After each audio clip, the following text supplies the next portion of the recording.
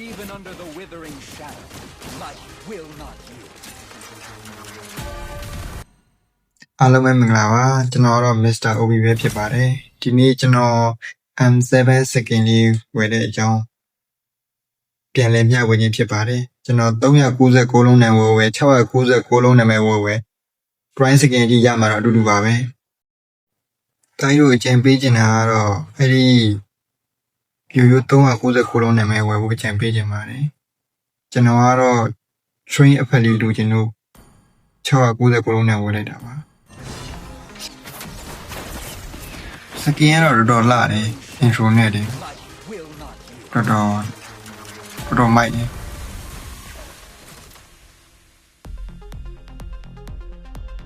အဲ့ဒီ train FL ကိုလိုချင်လို့ပါအဲ့ train FL ကျွန်တော်လိုချင်လို့ black ကိုဝယ်လိုက်တာပါသူကတော့ black ဝယ်ရတာတော့ level 7ကိုတခါတန်းရောက်သွားတယ်ပေါ့နော်ရိုးရိုးပတ်ဝယ်မယ်ဆိုရင်တော့ level 5 ထိပဲရမှာဆိုတော့ level 20ဆင့်ပို့သွားတာပေါ့ black ဝယ်လိုက်တော့ skill FL ကြည့်အောင် level 1level 1နဲ့လှတယ် ultimate လည်းလှတာ level 2 ultimate level 2ကဘယ်လိုလဲ Light အတောင်ဝင်းနဲ့ will not surrender. လှတာစလိုလေးကြည့်အောင်ဟိုမိုင်းလိုက်လား Rain nurtures life, and thunder ignites power. Pouring thunder! လူထိတော့လှတယ်တောင်မိုင်းနဲ့လွင့်ဝင်ဖို့တူကနေတူတော့မိုက်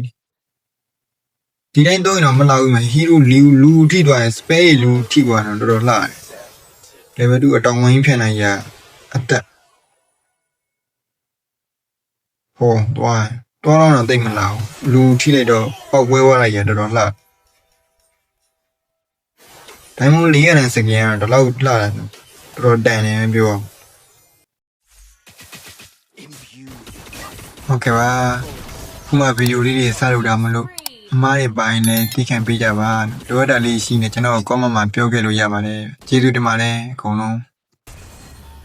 in the arena, we speak through action. One step closer to the